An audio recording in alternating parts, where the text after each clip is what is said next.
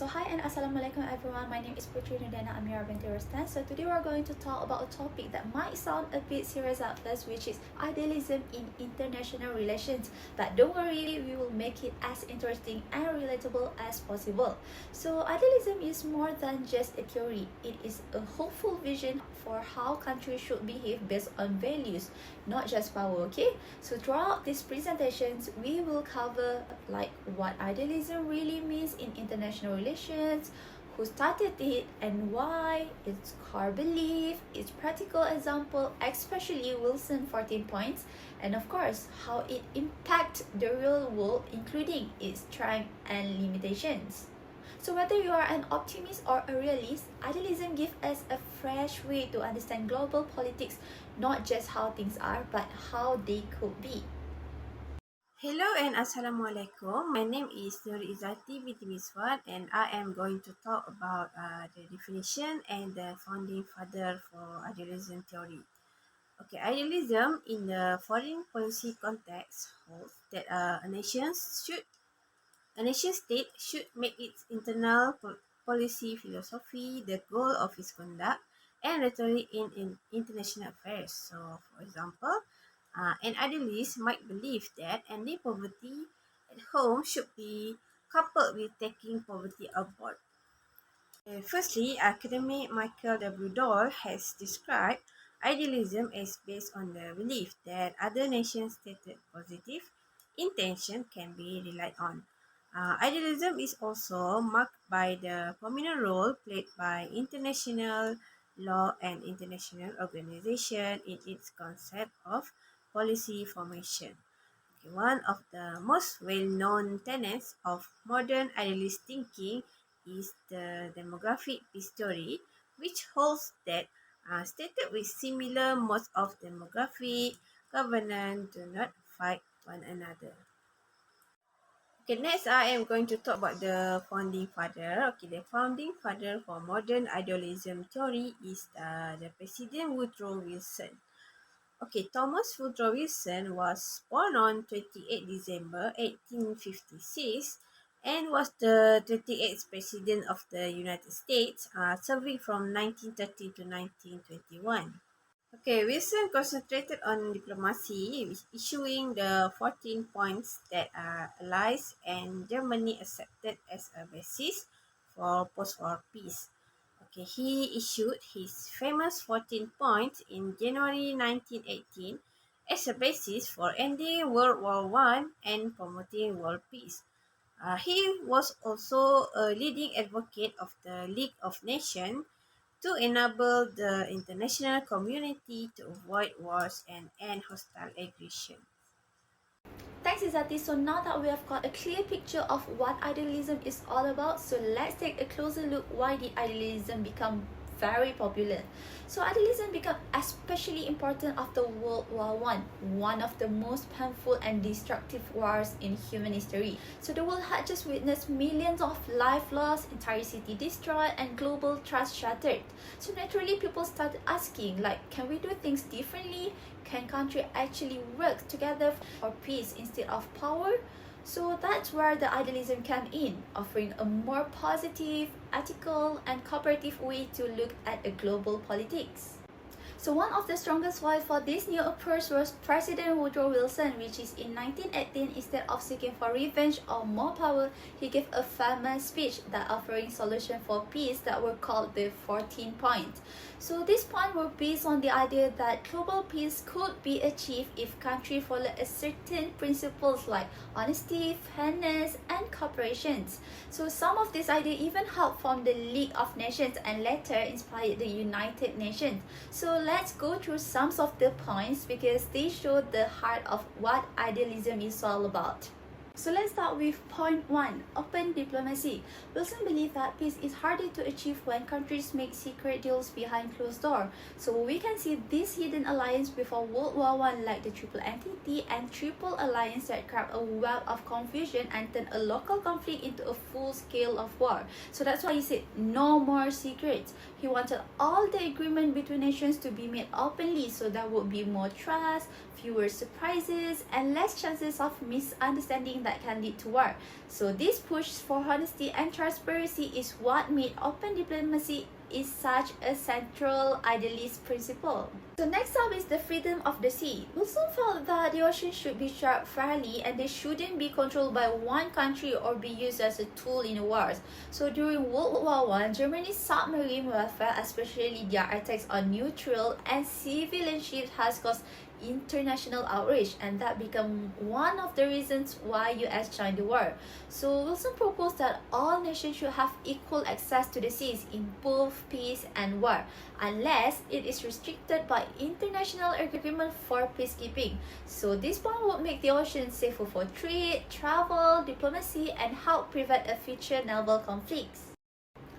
So point 3 is all about free trade. Wilson argued that countries should remove unnecessary trade barriers and make it easier to do business across borders.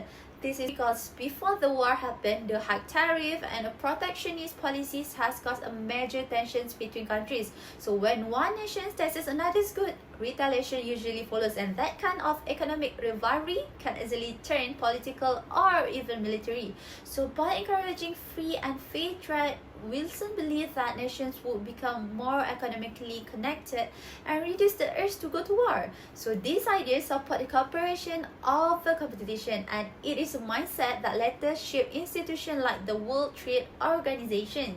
So let's move on to point 4, which is disarmament. So Wilson noticed how countries before World War I were locking an arms race, constantly building up their militaries out of fear, which is only made war more likely. So he believed that if countries agreed to reduce their weapons to the minimum needed for defense, it would lower the global tensions and help maintain peace. And this idea of scaling back military power promotes a mutual safety and trust rather than intimidation. And while it didn't stop the World War II, the principle later inspired the real efforts like nuclear disarmament treaties, such as the NPT, showing its lasting influence. Finally, point 5, we have colonial claims. So this is one of Wilson's most progressive ideas. At the time, powerful empires were controlling large part of the world without giving the local people a say. So Wilson argued that this was unfair and that the colonial subjects deserved a voice in their own future. This was the response to the growing frustration under the imperial rules, where the local population were being ignored or exploited. So by pushing for self-determination, Wilson hoped to create a fairer international system, one that valued the rights and dignity of all people, not just the powerful nations. So this principle became a major influence after World War II, when many countries began decolonizing and gaining independence. So that is all from me. Now I'll pass to Sophia. Thank you. Thanks to my team members for the explanation. My name is Hanis Farana and I will continue with the advantage of idealism. So the first advantage is to promote peace and cooperation. Secondly, to emphasize morality and ethics. Thirdly, to strengthen international institutions.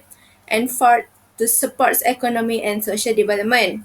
So, the first advantage of idealism is to promote peace and cooperation. So, idealism encourages diplomacy and peaceful resolution of conflicts. So, idealism is the belief that countries should solve problems by talking and cooperating, not by fighting. It supports the idea of using international organizations like the United Nations to help countries discuss issues, make fair decisions, and avoid war. In simple terms, idealism helps create peace because it encourages countries to work together, follow rules, and solve problems without violence. So the second advantage is to emphasize morality and ethics. So encourage foreign policies based on justice, human rights, and international law, not just power or national interests. So idealism says countries should do the right thing, not just what helps them. If people are being hurt or their rights are taken away, idealism support helping them even if they are in another country. This is called humanitarian intervention. It means stepping in to stop suffering because it's the moral and fair things to do. In short, idealism is about caring for others, protecting human rights, and doing what is right. So the third advantage is to strengthen international institutions. Idealism see global organization as crucial for managing international affairs and resolving dispute.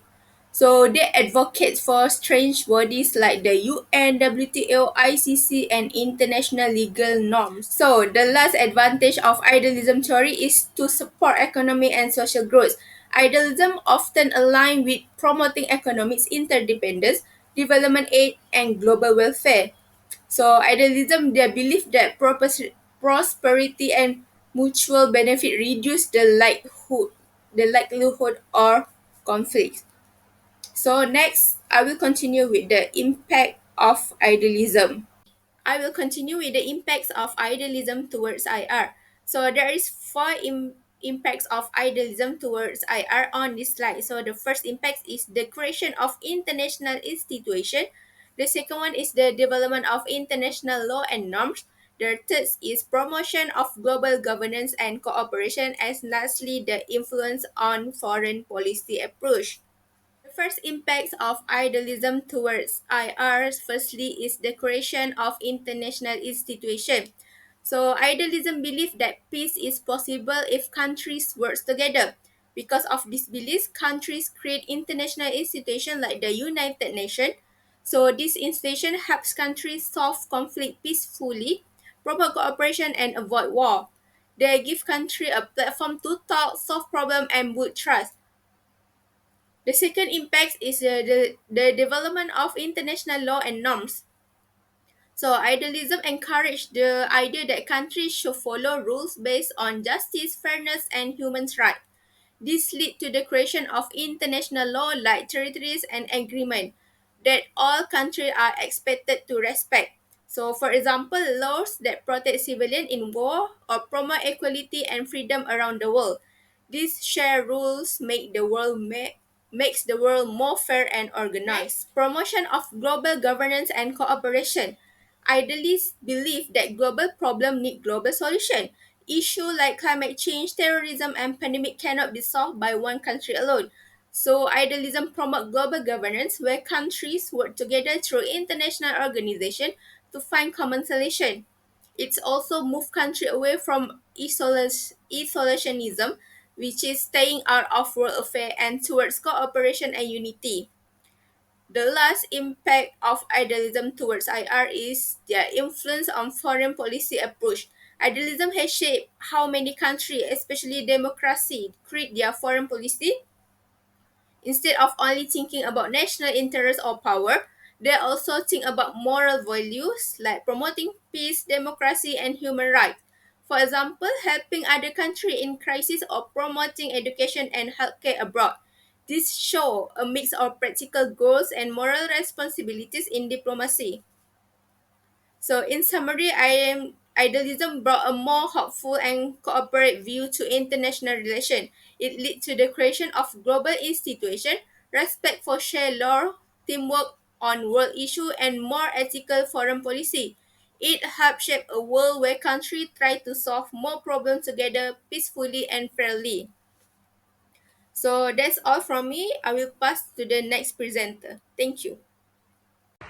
Okay, my name is Nur Alia Afika bint Muhammad Hazwan. I would like to introduce about the idea of US participation in the League of Nations.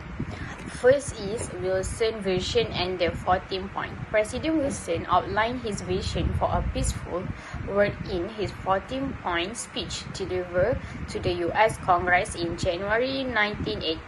The final point explicitly called for the establishment of a general association of nations that will guarantee political independence and territorial integrity for all states, large and small. Next is the Paris Peace Conference and Treaty of Versailles. At the Paris Peace Conference in 1919, Wilson played a central role in drafting the Covenant of the League of Nations, which was included in the Treaty of Versailles. He viewed U.S. membership in the League as vital to both its success and to American moral leadership on the world stage. He argued that the United States has a responsibility to promote peace and justice globally and should lead by example. And the third is domestic opposition and Senate rejection. Despite Wilson's international success, he faced stiff opposition at home. The U.S. Senate, particularly Republican senator led by Henry Cabot Lodge, objected to Article 8 of the Lake Covenant, which required member states to defend each other against aggression. Next is consequences of U.S. non-participation. The absence of United States significantly weakened the League. Without American political, economic, and military support, the organization lacked the authority and resources to enforce its resolution. Thank you. Assalamualaikum and hi everyone. My name is Nur Aina Sofia binti Anwar, and I would like to present about idealism theory in international relations using Wilson principle. First of all, evacuation of all central powers from Russia and allow it to define its own independence. Wilson wanted Russia to be free of foreign influence so it could determine its own future without pressure from outside powers. It showed Wilson's support for self-determination and non-intervention. Next is Belgium to be evacuated and restored. The German occupation was marked by destruction and civilian suffering, which sparked international outrage. Belgium's invasion was one of the key reasons the United Kingdom entered the war. It reaffirmed the right of small neutral nations and respect for international law. On the other hand, readjust Italian borders. Wilson was emphasizing that any border changes should follow clearly recognizable lines of nationality. In other words, borders should reflect ethnic self-determination, not just political or military ambitions. This was a moderation of Italy's claims, balancing its desire with the right of non-Italian ethnic groups in disputed areas. Lastly, creation of an independent Polish state. In historical context, Wilson called for a restored sovereign Poland was a major diplomatic shift and reflect the broader principle of national self-determination. Many Poles had fought in the war on both sides, and there was growing international sympathy for their independence. My name is Nurul Afika binti Nisam. I would like to present about lesson learned in idealism in international relations. First lesson learned is war as a tool for maximizing government benefit. War often unites a country under a strong sense of nationalism in political power. During times of conflict, citizens are more likely to support their government regardless of political differences. This phenomenon, known as the rally around the flag, in fact gives leaders an opportunity to increase their control, limit opposition, and justify the implementation of strict policy, often in the name of national security. In such time, political leaders may consolidate power more easily by appealing to patriotism and the need for unity. Second, is the limit of morality in a power-driven world. Idealism believes nations can cooperate through shared morals and laws. However, it ignores the anarchic nature of the international system, where no central authority exists. In reality, states focus on survival and self-interest, and power often override moral principles. The failure of the League of Nations proved that despite good intention, it couldn't prevent aggression by stronger states like Germany and Japan, leading to World War II. This highlights that power politics, not just ideals, drive international relations. The third lesson, the third lesson is that for institution needs power to succeed. Idealism encourages cooperation between international organizations such as the UN and the League of Nations in order to preserve peace. However, in practice, these institutions lack power on their own and are only effective with support from major states. They risk failing or becoming weak without the support of strong nations, as was the case with the League of Nations in the 1930s. Despite its strength, the UN is still subject to veto powers in the Security Council. This demonstrates that for institutions to be successful, powerful states must provide them with both authority and support. The significant the significance of cooperation and norms is the fourth lesson learned. Despite its shortcoming, idealism had a significant influence because it promoted international norms, cooperation, and diplomacy.